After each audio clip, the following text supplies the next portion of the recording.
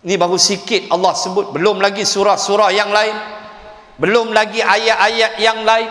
Wujuhun yawma idzin nadhirah, ada wajah pada hari itu riang gembira, ila rabbiha nadhirah, kerana pada Tuhan mereka melihat. Dalam surah Al-Qiyamah ada ayat ahli syurga dapat melihat wajah Allah.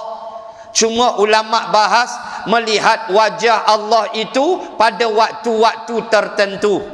Bukan saja suka-suka tengok, tak. Ada waktu dia, kata ulama. Wallahu a'lam. Sahabat tanya Nabi, ya Rasulullah, macam mana kami tengok wajah Allah? Sahabat tanya, Nabi jawab, macam mana hang tengok matahari?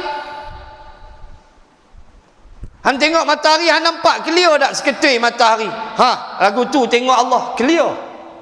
Ish, kita tak boleh nak bayang lah.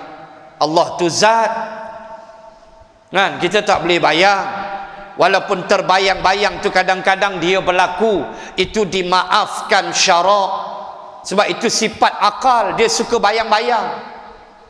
Yang tak boleh jadi i'tiqad, tu tak boleh. I'tiqad Allah bagian, tu syirik mampus kita.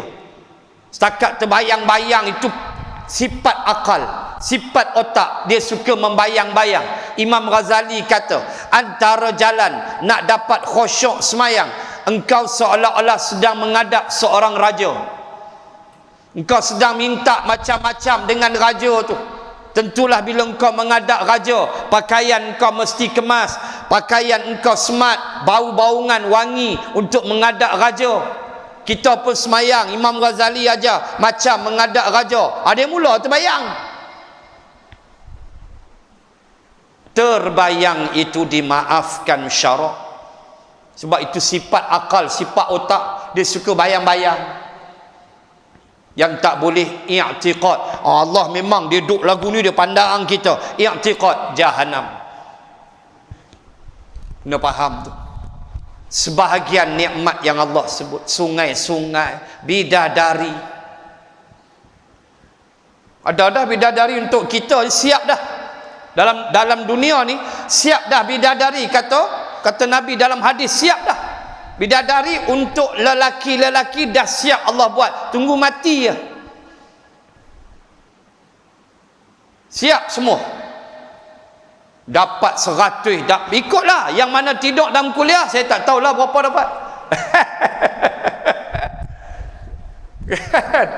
Hak lina dalam kuliah saya ingat 1 ikut. Wallahu a'lam. Tapi semua kita dapat bidadari, don't worry.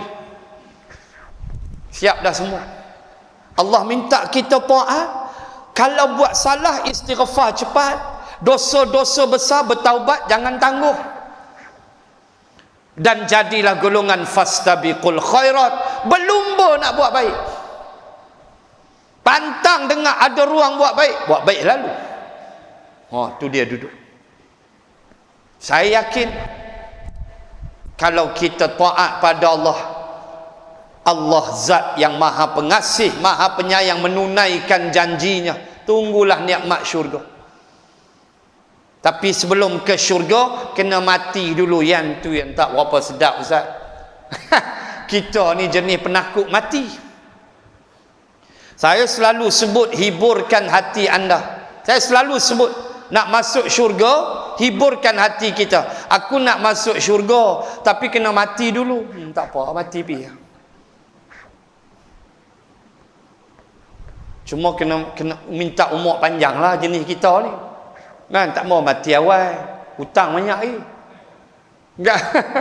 Minta dengan Allah umur panjang, insya-Allah panjang dalam ketaatan.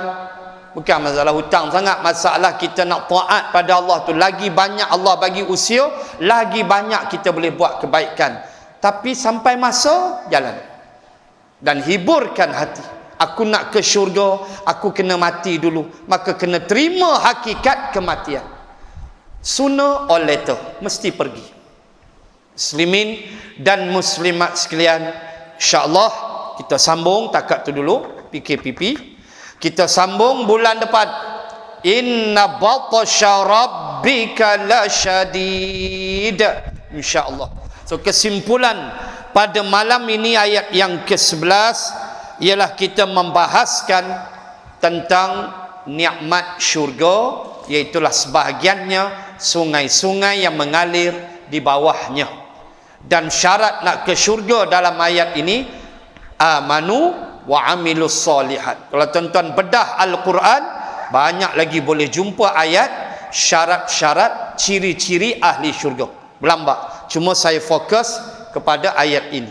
Dan amal soleh 3 sifat. Pertama, bersumber dari Rasulullah. Kedua, mesti berilmu. Ketiga, ikhlas. InsyaAllah jadilah dia amal yang soleh, yang dengannya membawa cukup syarat untuk kita ke syurga Allah. Dan tak ada nikmat yang paling besar dalam syurga itu selain melihat wajah Allah, kata Nabi, ialah redha Allah atas ahli syurga.